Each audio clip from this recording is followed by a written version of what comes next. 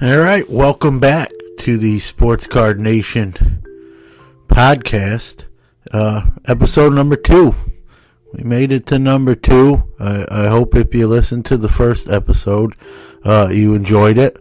We enjoyed doing it. Again, we hope this is a weekly thing. That's the intent, to produce one 30 to 60 minute podcast per week, pertaining to the sports card hobby, to the sports world, and anything in general, life, and how those two intertwine.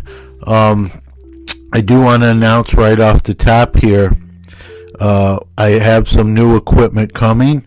This new equipment will allow us to start to do some interviews here for the show as well, and it's our intent to do some interviews with dealers, collectors, hobby industry leaders, people involved with the companies, with the national, everything pertaining to the hobby, to give you some insight, to bring you some different stuff, some interesting stuff. So I want to announce, that we have equipment coming that's going to allow that to be more seamless and get that underway. I believe I even have a first guest already set to interview. Once that all gets set up, I don't want to officially announce anything.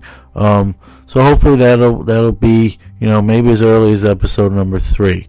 Again, this is episode number 2. For those of you that listened to episode number 1, we hope you enjoyed it. It's going to be something that I think we'll improve upon as we go along, especially once I add in new equipment and the like, and work out some kinks, as you always do with anything new. I meant to do this on the first episode, so better late than never. When I was, I've debated kind of for a couple years about doing a podcast. I always kind of wanted to do one, and never either got up the nerve or didn't know how or didn't really look into it. And I want to thank someone who kind of inspired me to kind of do it. Well, he didn't actually say, hey, go do this, and I want a very good friend of mine. He's like family to me. His name's Dan Tatora. He used to work for ESPN, and then he started his own company, Dan Tatora Broadcast Media, DTBM, and great broadcaster, great announcer, great interviewer, and someone, when I have more time, I'll tell you how we met, but for sake of time, I'll leave that part out here.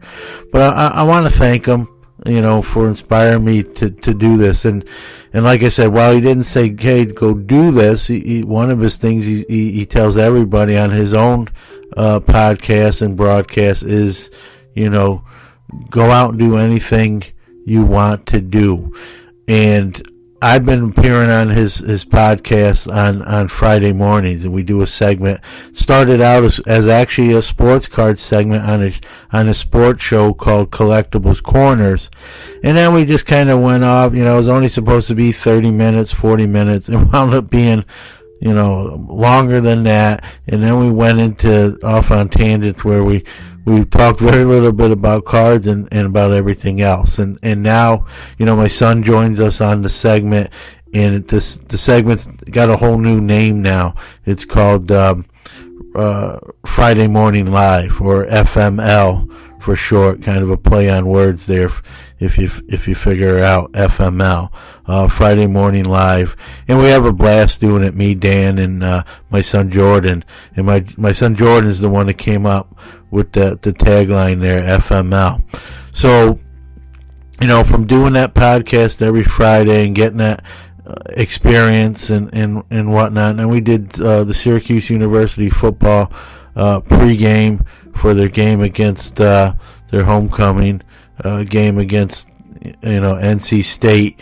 I've just gotten some experience under my belt, and I just realized it was something that interests me. So here we are in episode 2. So I want to tip my hat and say thanks to my good friend Dan Tortora, because I don't know if we'd be at episode 2 without him, being there for me. So, Dan, I hope you listen to this at some point. Love you, man, and thank you.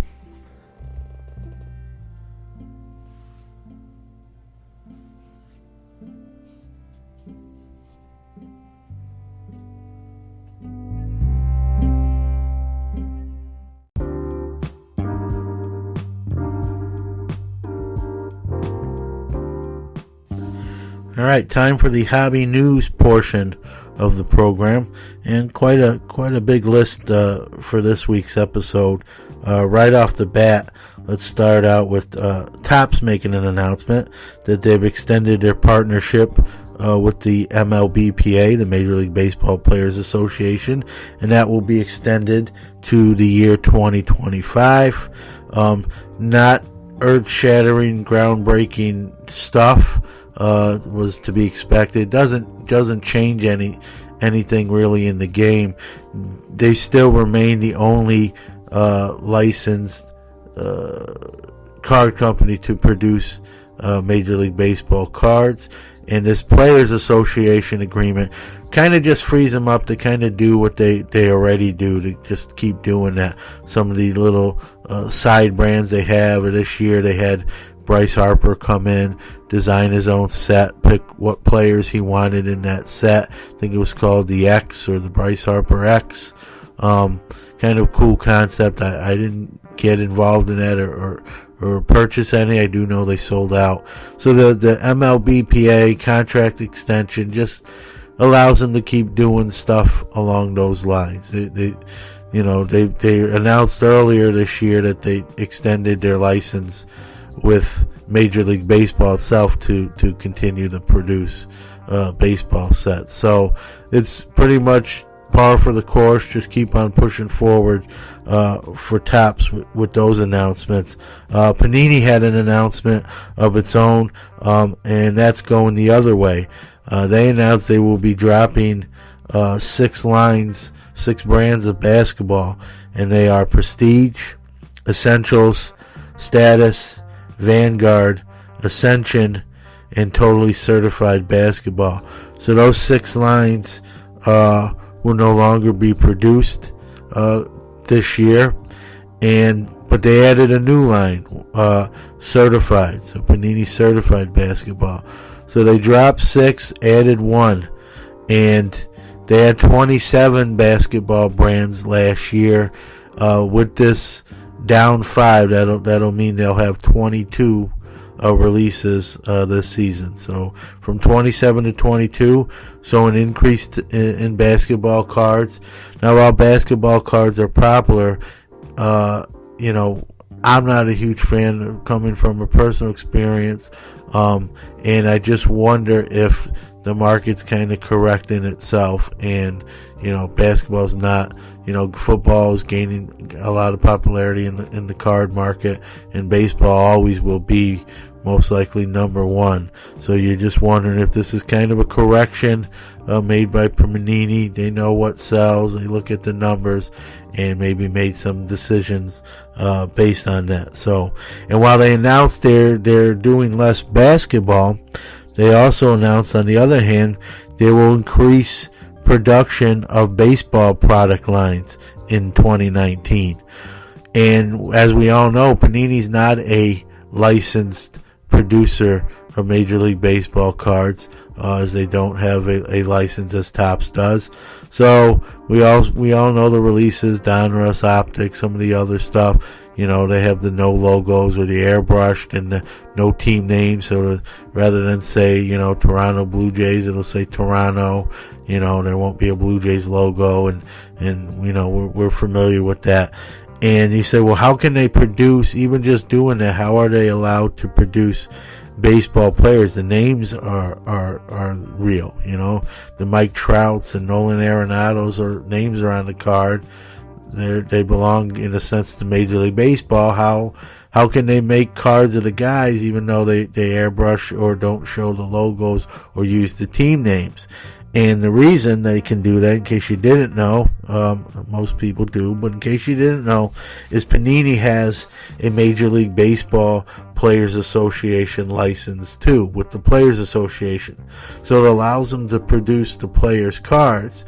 Their lack of that license with the Major League Baseball itself doesn't allow them to print team names and logos. So that's the workaround, that's the loophole. And that Panini, while they were just announced that they're cutting back on basketball production, they also announced, without going into specifics, that they will be increasing baseball line production in 2019. So some interesting info there. Let's talk about a little bit of a preview of a 30th anniversary product that's going to be released on April 17th for the baseball season. 2019, obviously, Bowman Baseball, produced by the Topps company. But Bowman was produced in the late 40s, early 50s. Then they went defunct, and then Topps brought them back in 1989 with the 89 Bowman release. And here we are. It's going to be 2019. So in a sense, it's the 30th anniversary of the rebirth or the return. And they're rolling out some stuff to commemorate that with the 2019 Bowman release. Again, April 17th. There's going to be a new insert called Ready for the Show, which will feature 20 Major League ready prospects. They're going to have 30th anniversary insert sets that will be designed like the 89 set. And if you remember the 1989 set, famous for the Griffey rookie, those cards were oversized, similar to the 54 Bowmans. That's kind of how they were modeled after. They announced, obviously, they're going to be designed like the 89 set, but with today's modern cut. So they'll be regular size rather than oversized. Obviously, there's no way they could really work that unless they made it a redemption. Okay, it's not going to be a redemption. So these 30th anniversary inserts will be in the product. They're introducing a new refractor. This will be the Speckle refractor parallel. And the major hit, they announced this too, the major hit in the product will be the Ultimate Autograph Book card, which will be 24 autographs on 6 panels. So a booklet card. They didn't announce any players on that yet. They didn't announce how many would be produced. 1, 2, 3, 4, 5, maybe more. But that would be the big hit. You could get Ultimate Autograph Book, 24 autos, 6 panels, and that will be releasing on April 17th. And while we're talking about releases, let's go and see what's upcoming in the next week here as far as production and releases go. Picking off where we left off last week, on the 26th will be Panini Rookie and Stars Football 2018. Big release day on November 28th. All this day will be the 2018 Topps Finest Star Wars, the 2018 Topps UFC Museum Collection MMA, the 2018 Topps Walking Dead Hunters in the Hunted, 2018-19 Upper Deck Black Diamond Hockey, 2018 Upper Deck Ant-Man and the Wasp, and closing out on the November 30th, the 2018-19 Panini Absolute Memorabilia Basketball. So that's coming up in the next week, or depending on when this podcast gets released. An item or two might already have been released, but that's what's coming down the turnpike.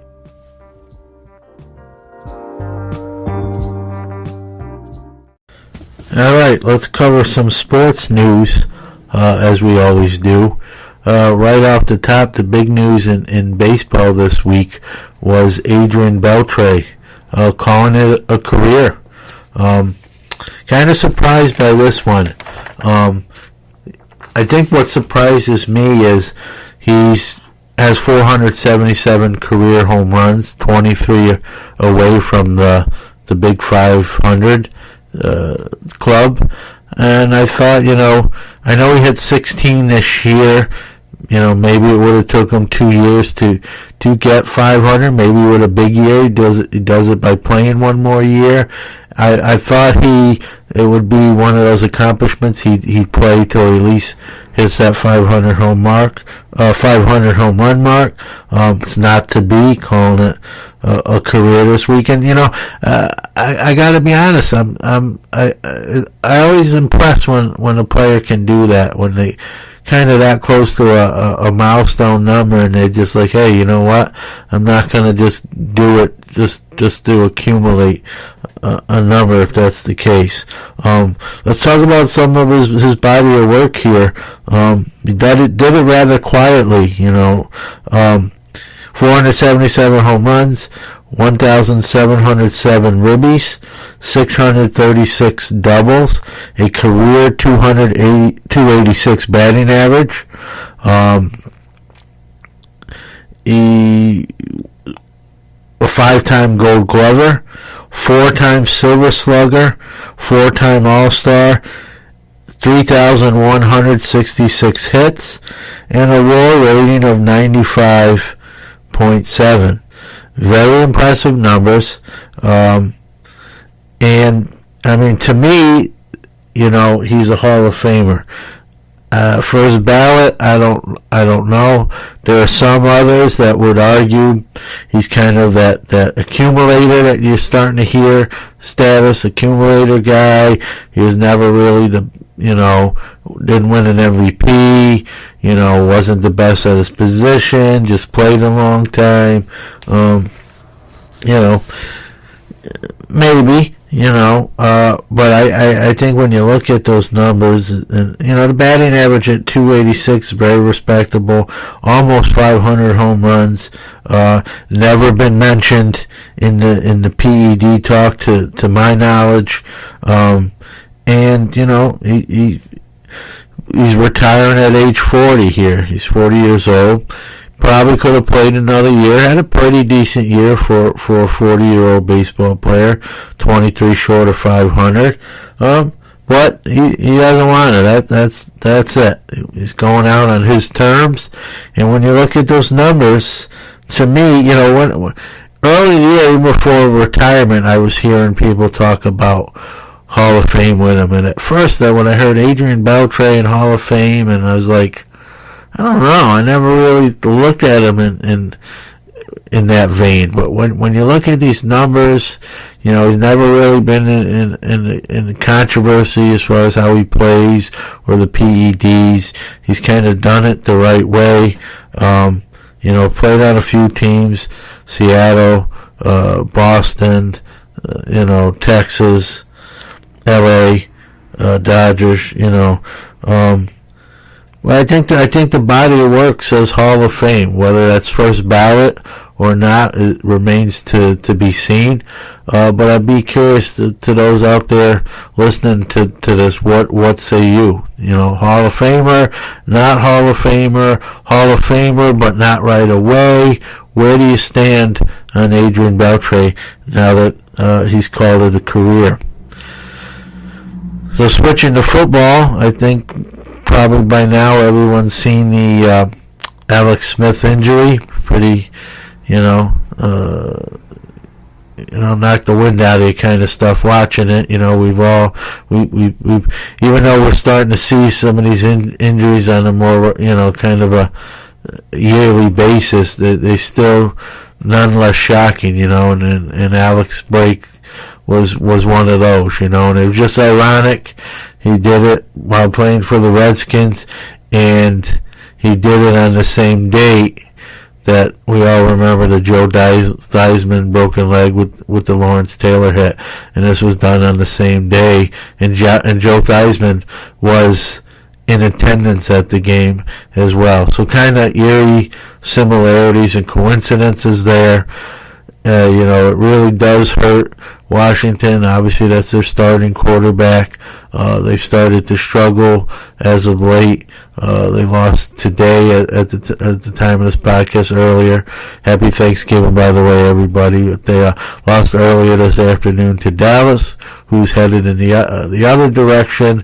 And you hate to see a team's fortune change on an injury, but it looks like Washington may be in trouble. And you hope, for Alex's sake, his recovery is as fast and as smooth as can be. It was a gruesome injury, the ones you don't want to see any injury, but when you see these, like, they're going to be out a while. I saw Tyler Eifert's earlier this year. I was watching that game.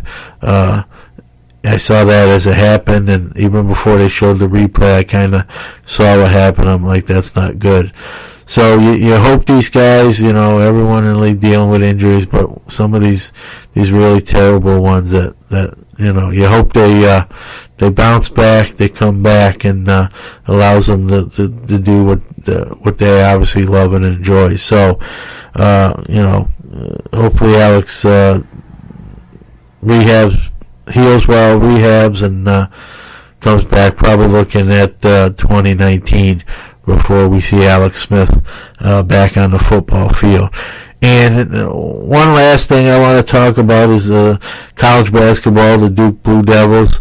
I know they just lost recently to Gonzaga, but this team, to me, actually before they lost to Gonzaga, I kind of was wondering, would they even lose this year? They're that kind of talent, scary talented, They almost look unbeatable prior to that game. Gonzaga's number 3 in the country, so it's not like they lost some has-beens. So Duke is my pick, obviously, as most people's pick, to probably win this national championship. And again, Coach K just gets, he's got the number 1 and 2 prospects in the country there with Cam Reddish and RJ Barrett. Then you got a man-child and Williamson.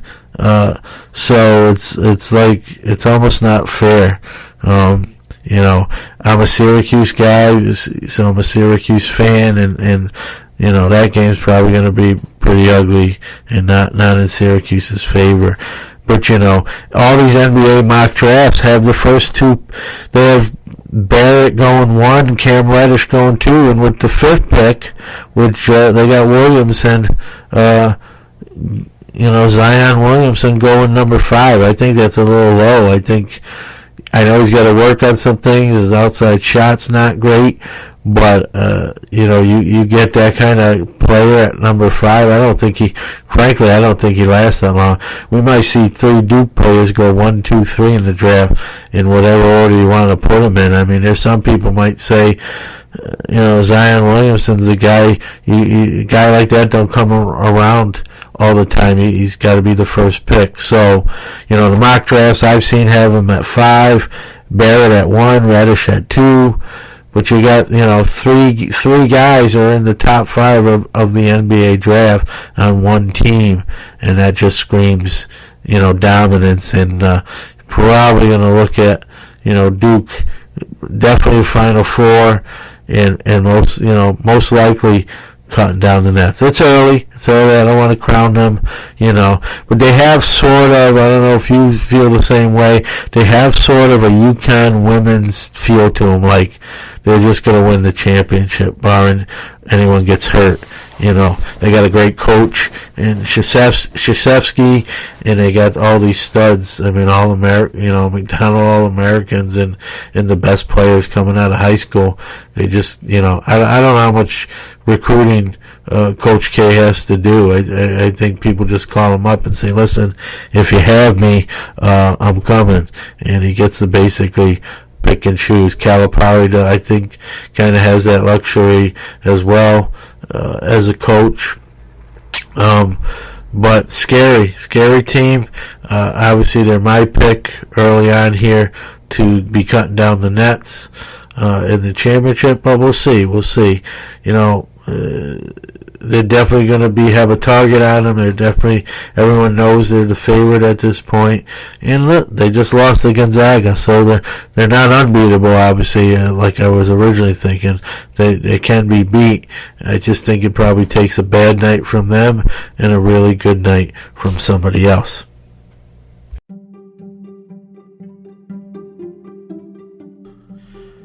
All right, we're going to do something a little different than a lot of sports card podcasts do. We're going to try to do different things. So we're going to do something. I know it definitely plays better on video, whether it be YouTube or Instagram Live or Facebook Live. But we're going to do some pack ripping on the podcast here. We got 3 blister packs of the 2018 Prism Football, which is 3 regular base packs and the 1 red, white, and blue refractor pack. So 4 packs in each for 12 total. And then we have one of the new 2018 Topps Baseball Holiday Boxes, which is 10 packs, 10 cards each. And there's either a relic or autograph in each of those boxes. So I'm going to start with the football and save the holiday box for last. But we're going to open these literally on the podcast. I'll narrate it as best I can. I don't know how well this segment, you're going to like it or not. Give us some feedback. Let us know what you think. If it's something you kind of want to see as a regular addition to the podcast, let us know, and we'll incorporate that. If it's not your cup of tea, let us know that too, and we'll phase it out. So without further ado, let's get started. I'm going to open the football Prism first. I'm just kind of going to go through, and as I open it, just say what's in each pack here. I really do I have opened some of this already. I do like the Prism Football this year. A lot of nice rookies too. So let's see how we do here. So first regular pack.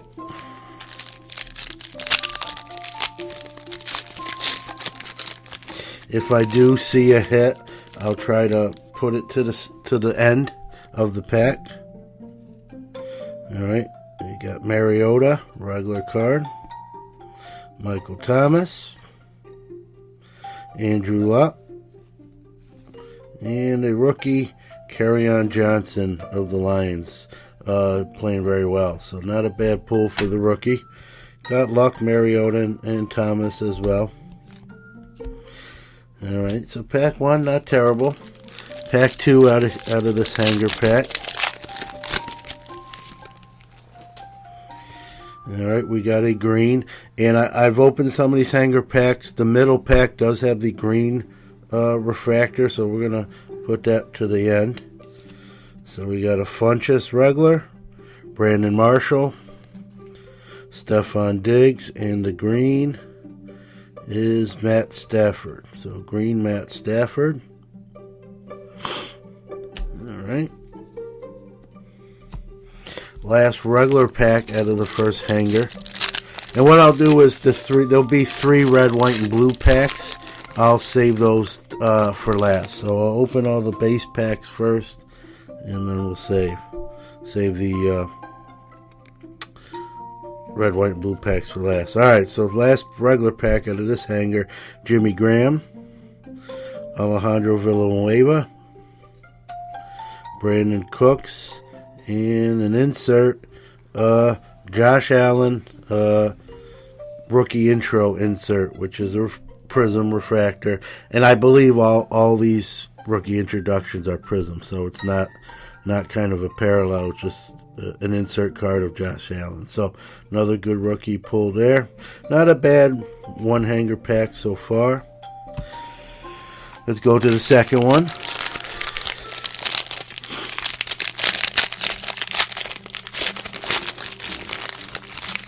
And I'm going to do the same thing here. I'm going to put the red, white, and blue pack to the side and open the regular packs first.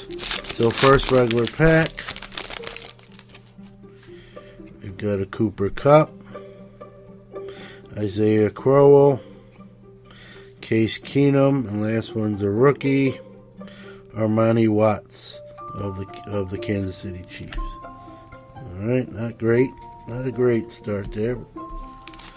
Let's go to pack number 2. This one will have the green in it. So again, I'll push that to last. Chandler Jones, Delaney Walker, TJ Watt, and the green is Cooper Kupp.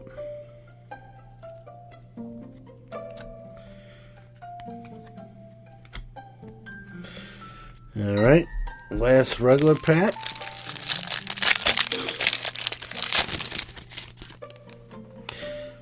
We got Aaron Donald,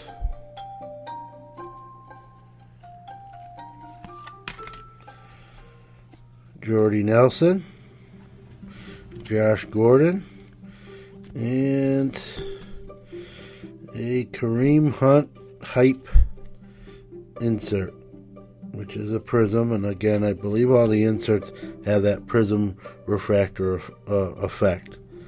So if I'm not mistaken, it's not a parallel as far as other than being an insert. So Kareem Hunt hype insert. All right. I think the first hanger group was better. We got one more hanger pack here, rack. So three more base packs, and then there'll be 3 of the red, white, and blue refractors that I'll open up together.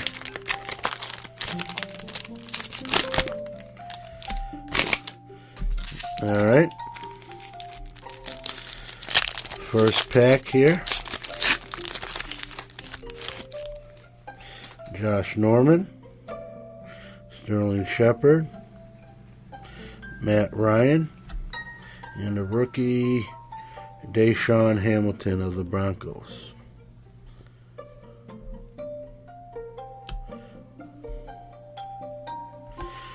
All right, next pack, 2 or 3.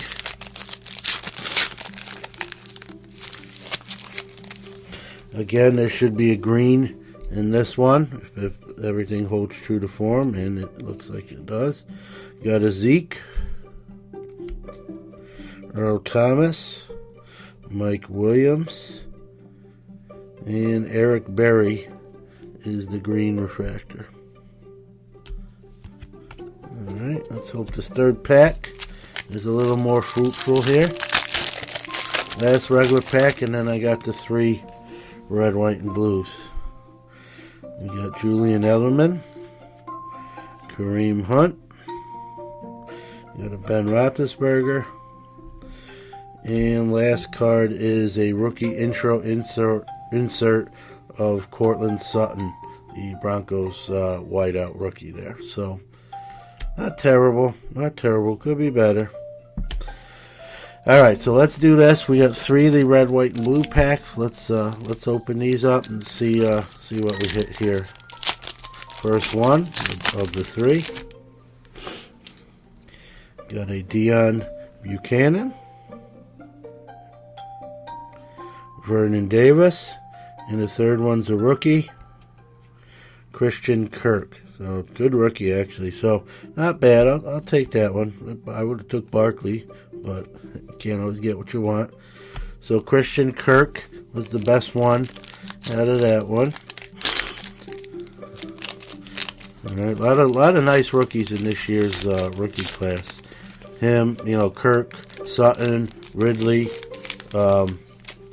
DJ Moore, Anthony Miller. Big receiver class. I think they're all going to be pretty good. All right, so second red, white, and blue pack. Joe Flacco. You can tell I'm a Steeler fan the way he said Joe Flacco. Bruce Irvin, and the third one is a rookie. And it's Sam Hubbard, a lineman for the Bengals. You don't want lineman parallels if you can help it. So, all right, last red, white, and blue. Let's hopefully pull something sweet here.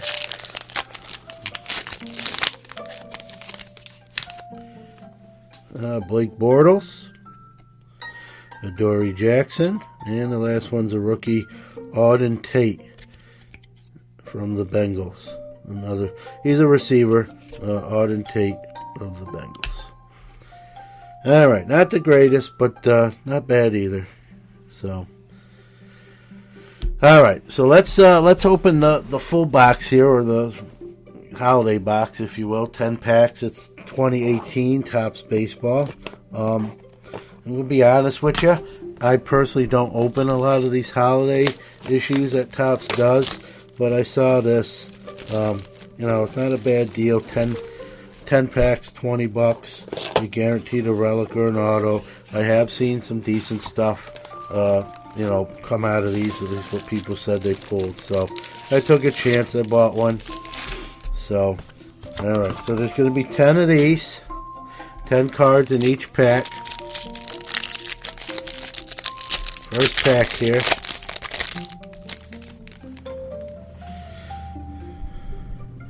So they all have that, snowflake pattern to them. That's the thing, why they're called a holiday box. Matt Olson, Jose Abreu, Josh Bell, Francisco Mejia rookie,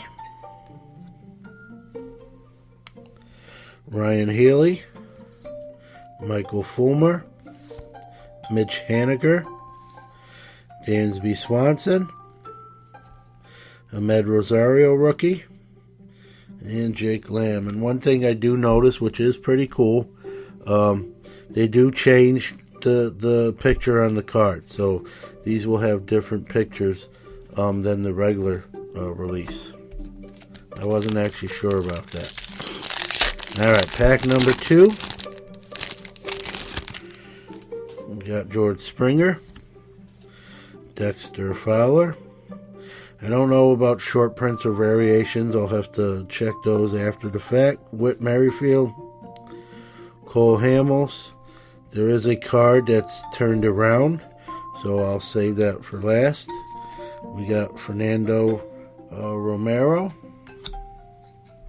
Carl Schwarber, Starling Marte, Jose Ramirez, and Chris Stratton rookie.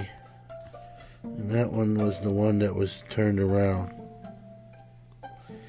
So I don't know. I'll have to look at it.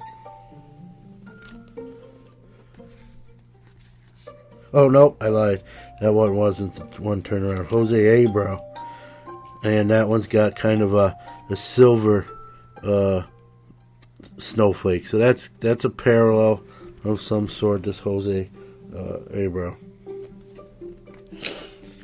All right, next pack, third one.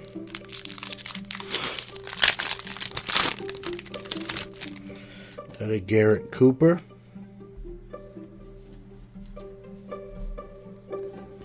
Curtis Granderson, Francisco Lindor, Ichiro, Joey Votto, Nick Castellanos, Marcel Osuna, Alex Bregman, a Miles Mikolas rookie, and Mike Moustakas. All right. Let's go with pack number, I believe, 4. Yep, pack number 4. Christian Villanueva rookie. Tim Anderson. Hunter Renfroe. Javi Byers. We have a flipped over card. I'll save that for last. Elvis Andrus. Alex Verdugo rookie. Lourdes Gurriel rookie. Ryan Braun. Steven Strasburg. And as I said already, let's see what the last card is. It's Alex Verdugo. So it's a Verdugo snowflake parallel. I believe these are silver, or 1 in every 2 packs. So we got the Abreu and now Verdugo. So Verdugo's not bad for that parallel. Alright. If I'm not mistaken, that was 2 Verdugos in the same pack. One of the Silver Snowflake and one regular. Alright, pack number 5. Got a Scott Kingery. Alright, I think the hit is in this pack, so I'm going to save that for last.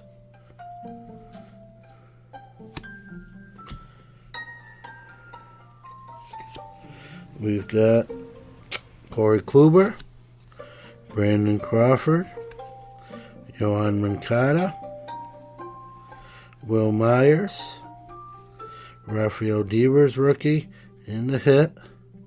It's a Paul Goldschmidt jersey. Just a white swatch, plain white swatch, nothing fancy, and not numbered. So I'm a Goldschmidt guy, great player. You know, card-wise, probably could have been better, but we'll take it. So that's the hit. So it's just going to be inserts or parallel, unless we get a kind of surprise box here, I think. You never know. It is tops. All right, next pack. Tanaka, Freddie Freeman, Todd Frazier. Here's an Ohtani. And we do have a flipped over card. Again, I'll save that for last. Aaron Nola, Porcello, Sean Manaea, Austin Hayes rookie, Clint Frazier rookie. And the flipped over card is a Josh Bell. Again, Silver Snowflake. I'm calling it that. That's probably just called silver. But it is what it is. Alright. Pack number 7 of 10. I believe the hit's already out with the Goldschmidt jersey card. Got Miguel Sano, Jonathan Scope, Gleyber Torres rookie, Manny Machado in a Dodger uniform, Aaron Judge, Zach Greinke, got a Noah Syndergaard, Justin Upton, Joe Mauer, and Trevor Story. Alright, last 3 packs. Got a Yu Darvish, J.P. Crawford, Ronaldo Lopez, Nick Kingham, rookie, and got a flipped over card, so we'll spin that around. Felix Hernandez,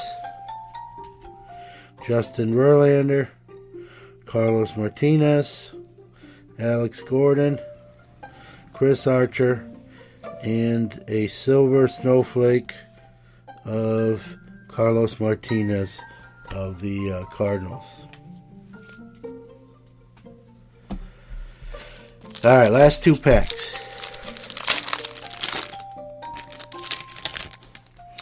Michael Brantley, D. Gordon, Jose Altuve, Tommy Pham, Jorge Soler, Cody Bellinger, Justin Smoke, Lewis Brinson. Says rookie. I don't know why this would classify, but it says rookie on it, so we'll put it to the side. Ryan Zimmerman and Josh Hader. All right, last pack. If my calculations are right, there should be another Silver Snowflake in this one. I'll take an Acuna if anyone's doing requests. All right, so we got Adrian Beltre. Got a Walker Buehler rookie. Not bad as far as rookies go. Marcus Stroman. Christian Yelich, your NL MVP. There's the overturned card. We'll save it for last. Anthony Rendon. Miggy Cabrera. James Paxton. Ian Happ. Gregory Polanco. And the flipped over card is that Silver Snowflake Miguel Sano. Alright, so not great, not not terrible. It's a $20 box, so it is what it is. It's the first time, this is only our second podcast episode, so it's the first time we've kind of broke wax on the podcast. It's, again, not the same as a video, but figured we try it, throw it in there. Let us know what you think, good, bad, don't want to see it again, kind of cool. Maybe even, obviously probably be more fun with some higher end stuff. So let us know what you think, and that'll determine whether you hear something like that again. So thank you.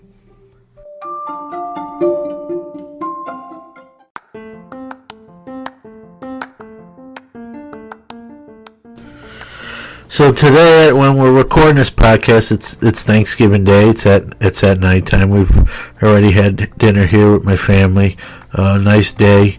And I want to talk a little bit about Thanksgiving. I know on the show we bring a little bit of life to the mix, as well as sports cards and sports, And Thanksgiving, one of my favorite holidays. Day with family. Obviously food. I love food like a lot of people probably do as well. And it's just a day. It's a day like I don't do really anything with cards.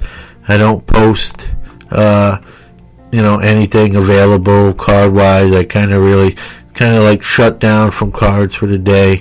In the day, obviously you reflect on things you're thankful for, and really to me that's everything. That's family, that's health, job, security, which allows you to partake, in the card hobby. Without that you couldn't, but I really I'm just curious, give me some feedback. What's the day mean to you? Do you do anything with cards? Do you kind of like step away, kind of like I do, and really, spend time with your family? I don't even use my phone a ton, believe it or not. Today, I kind of put that down and just really watch some football, eat some food, talk, joke with my family. And it was, a nice day. It was almost like, I hate to say it, I think as a society we're on our phones too much. I'm definitely guilty of that myself. My son, believe it or not, at age 18, is like, Dad, you're on your phone too much, and for an 18-year-old, he's actually not super active on social media. He's more of he does things, he goes out with his friends rather than just text all the time. And it's actually kind of refreshing to see how he handles, social interactions. He's more in person than behind a phone or computer screen. So, I really proud of him there. But today was one of those days I kind of just, put the phone aside. I'm not going to say I didn't use it, but I definitely used it less today than most days.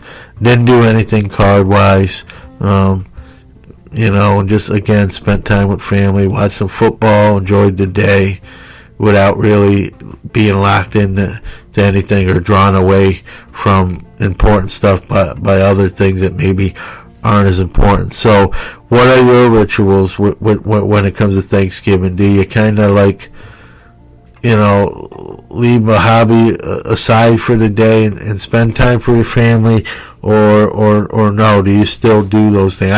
And neither answer is really wrong. That's not where I'm going with this. I'm just curious if there's anyone do kind of what I do, where you kind of put that aside for one day. Christmas is another day like that, believe it or not, that I do that. So, even truthfully, the only social media that I did today, other than now doing this podcast here in the evening hours here, but the only social media thing is I went on my accounts and posted, a happy Thanksgiving for all the followers and customers and that sort of thing. So it was my plan today to really not be on the phone, be involved with social media, be in the office too much, messing with inventory and the cards and that sort of thing. And I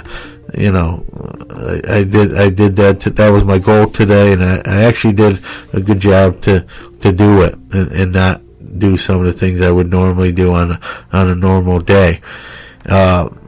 Also, when it comes to Thanksgiving, food-wise, I like all the stuff. Believe it or not, I'm not a big stuffing guy.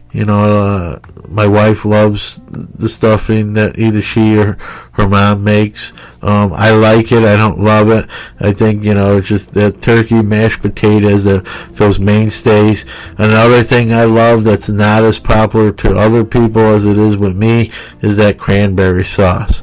And whether it's homemade cranberry sauce, or that canned, comes out in the shape of a can still after you take it out. I love that stuff too. I don't know why so much, but I'm a cranberry sauce guy. And it's funny, when I was a kid, I wasn't. It's funny how your tastes change as you get older. So as a kid, I didn't like cranberry sauce, and now here,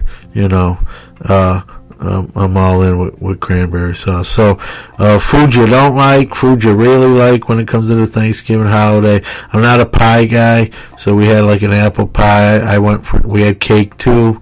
We're celebrating my birthday here in a couple days, so my wife made a chocolate red velvet cake that I requested. It was very good. So I skipped the apple pie. I'm not a huge pie guy. Apple pie, pumpkin pie, I don't like. I won't even touch it, where a lot of people love.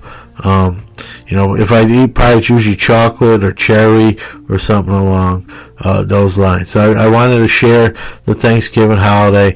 And while we're on the Thanksgiving subject, I want to take this time, get a little sappy on you.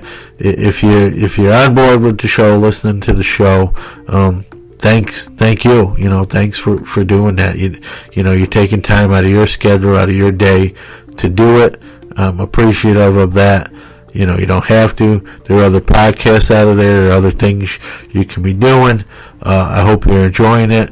As I said earlier in the program, we do have a few new pieces of equipment which are going to allow us to start to do interviews and get those interviews on the air. So here in the coming weeks, we're going to start to line up and try to procure guests to do that. I'd like to do an interview every week. I don't know, I don't want to promise that. I don't know if we can live up to that, but I'm definitely, that's what I'm going to try to shoot for. Maybe it becomes every other week. Maybe we get them to guests 2 weeks in a row, and then the third week we'll see how it goes. I don't want to guarantee anything, but what I will guarantee is we are going to have some new voices on the program, as there should be, and bring you some insight, some news that you might not get somewhere else. So, with that being said, once again, thank you. Be safe. Have a great rest of the year. I'll talk to you next week, and don't take any crap from anybody. Good night.